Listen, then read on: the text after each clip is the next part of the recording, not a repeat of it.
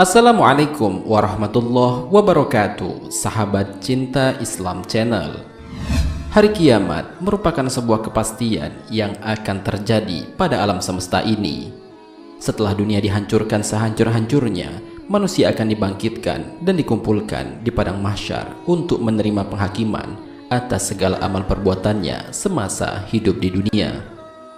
Saat itu, manusia berada dalam kondisi hina. Para manusia saat itu tidak berpakaian dan tidak beralas kaki. Mereka saat itu berharap-harap cemas terhadap apa yang akan mereka terima. Apakah akan ditempatkan di surga atau ditempatkan di neraka? Rasulullah Shallallahu Alaihi Wasallam bersabda, "Wahai manusia, sesungguhnya kalian akan dihimpun menghadap Allah Subhanahu wa Ta'ala dalam keadaan tidak beralas kaki, telanjang atau tidak berpakaian, dan tidak disunat atau dihitan." Hadis riwayat Bukhari dan Muslim.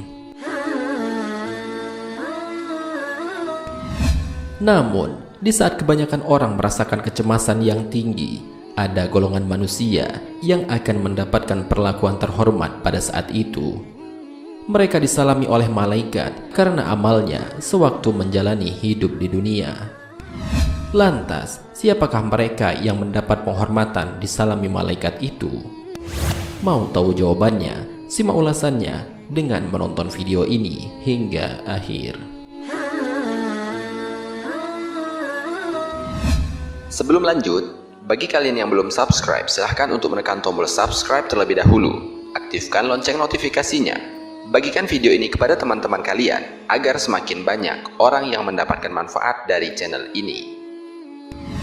Sahabat cinta Islam Channel, orang-orang yang akan mendapatkan kehormatan disalami oleh para malaikat kelak di padang mahsyar saat semua orang mengalami kecemasan yang mendalam sudah disebutkan oleh Rasulullah Shallallahu Alaihi Wasallam dalam salah satu hadisnya.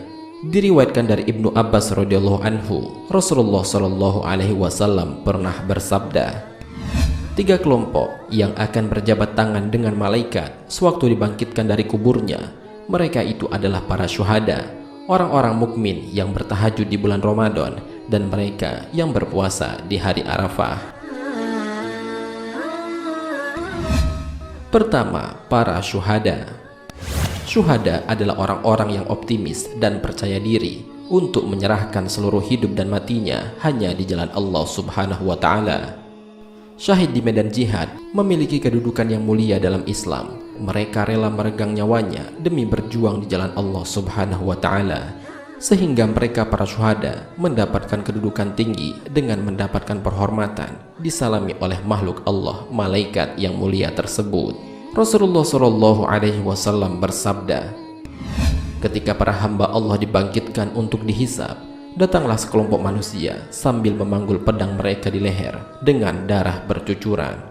Kemudian mereka berdesakan antri untuk masuk pintu surga. Ditanyakan, siapakah mereka? Dijawab, mereka adalah para syuhada Allah yang berjihad di jalannya. Mereka hidup di sisi Tuhannya dan mendapat limpahan rizki. Hadis riwayat Tabrani. Bahkan dalam hadis yang lain, Rasulullah Shallallahu Alaihi Wasallam menyebutkan, mereka orang-orang yang mati syahid ini ingin sekiranya dihidupkan kembali untuk berjihad di jalan Allah dan terbunuh sebagai syahid kembali, karena mengetahui begitu tinggi kemuliaan orang yang mati syahid itu. Rasulullah Shallallahu Alaihi Wasallam bersabda, tidak seorang pun yang masuk surga namun dia suka untuk kembali ke dunia padahal hanya mempunyai sedikit harta di bumi, kecuali orang yang mati syahid. Dia berangan-angan untuk kembali ke dunia, kemudian berperang lalu terbunuh hingga 10 kali karena dia melihat keistimewaan karomah mati syahid. Hadis riwayat Bukhari dan Muslim.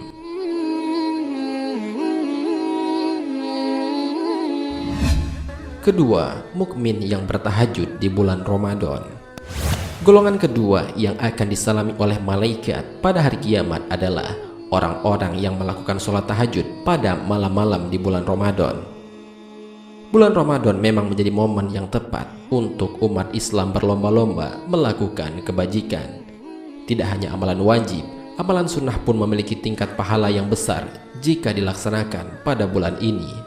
Termasuk amalan sholat tahajud yang begitu mulia, sehingga Allah memberikan kesempatan yang spesial bagi orang-orang yang melakukan sholat tahajud kelak di padang mahsyar untuk berjabat tangan dengan para malaikat. Rasulullah SAW bersabda, Jibril mendatangiku dan berkata, "Wahai Muhammad, hiduplah sesukamu karena engkau akan mati. Cintailah orang yang engkau suka karena engkau akan berpisah dengannya. Lakukanlah apa keinginanmu, engkau akan mendapatkan balasannya. Ketahuilah bahwa sesungguhnya kemuliaan seorang muslim adalah sholat waktu malam dan ketidakbutuhannya dimuliakan orang lain." Hadis riwayat Al-Baihaqi. Ketiga, golongan yang berpuasa di hari Arafah. Golongan ketiga yang akan disalami malaikat adalah mereka yang berpuasa pada hari Arafah. Puasa Arafah ini merupakan salah satu amalan utama di awal Zulhijjah, yaitu pada tanggal 9 Zulhijjah. Amalan ini dilaksanakan bagi kaum muslimin yang tidak melaksanakan ibadah haji. Para ulama sepakat jika hukum dari puasa ini adalah sunnah muakkad. Rasulullah SAW bersabda, puasa Arafah atau 9 Zulhijjah dapat menghapus dosa setahun yang lalu dan setahun yang akan datang. Puasa Asyura atau 10 Muharram akan menghapuskan dosa setahun yang lalu. Hadis riwayat Muslim.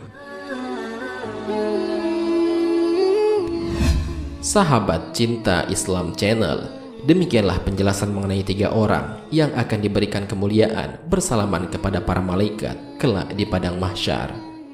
Semoga dengan adanya video ini dapat memberikan informasi bagi kita agar dapat melaksanakan salah satu dari ketiga hal di atas, sehingga kelak atas izin Allah Subhanahu wa Ta'ala kita diberikan kesempatan yang sama untuk dapat bersalaman dengan para malaikat di padang mahsyar.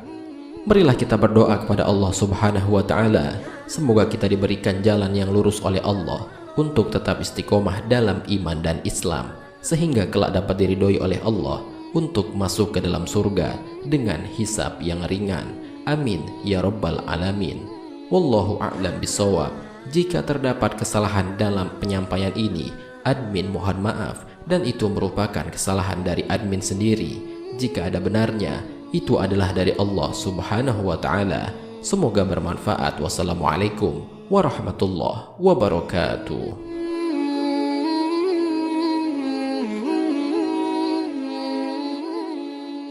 شكرا يا ربي شكرا